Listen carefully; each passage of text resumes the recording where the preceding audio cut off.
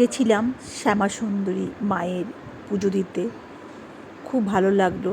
ঠাকুরের পুজো দিয়ে সত্যি মন ভরে যায়, মনটা শান্তি হয়ে যায়। অনেক দিনের ইচ্ছে ছিল, তো আজকে সেই ইচ্ছের অবসান হলো। প্রবেশ করছি মায়ের মন্দিরে, গর্ভগৃহে। এখানে খুব সুন্দর সুন্দর প্রতিমা রয়েছে কষ্টি পাথরের। সামনে দিয়ে এগোচ্ছি, একটা শিবলিঙ্গ রয়েছে খুব সুন্দর, সেটাও কষ্টি পাথরের। আর এখানে পুজো নেওয়া হচ্ছে। আর এদিকে সমস্ত ঠাকুরের মনস্কামনা পূরণের জন্য সব গিট বেঁধে গেছে, যাতে সবার মনস্কামনাগুলো পূর্ণ হয়। আমরা মন্দিরের ভেতর দিকে এগোচ্ছি। কত সুন্দর একটা ঝাড় ঠাকুরের ভেতরে মন্দিরের, যেখানে গর্ভগৃহ তার পাশে। খুব সুন্দর। আর একটু জায়গা পরিষেবা হলে খুব ভালো হয়। এখানে একটু জায়গাটা খুব ছোট রয়েছে। মায়ের প্রতিমা দর্শন করে খুব ভালো লাগছে।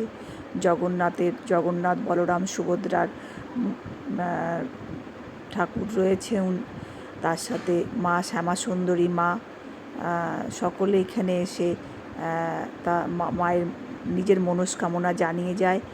আর সে ঈশ্বর সেই অনুযায়ী ফলও দেয়।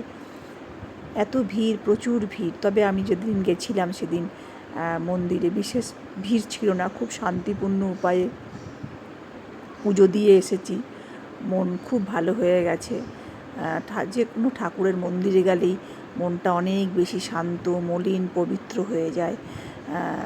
ঠাকুরের সঙ্গে থাকা, ঠাকুরের নাম করা, এটা জীবনের সবথেকে বড় আমার কাছে পাওয়া।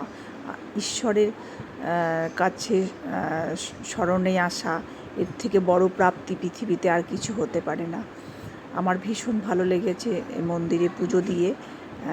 খুব সুন্দরভাবে প্রতিমা দর্শন করেছি। অনেকক্ষণ ধরে আরতি দেখেছি।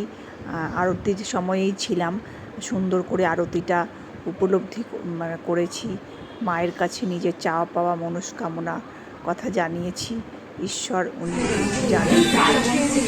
ফল রয়েছে, ফুটি রয়েছে, পিঠে, ঠান্ডা পিঠেও ছিল। মায়ের পুজো দিয়ে খুব ভালো লাগছে। আর আমরা এখানে এই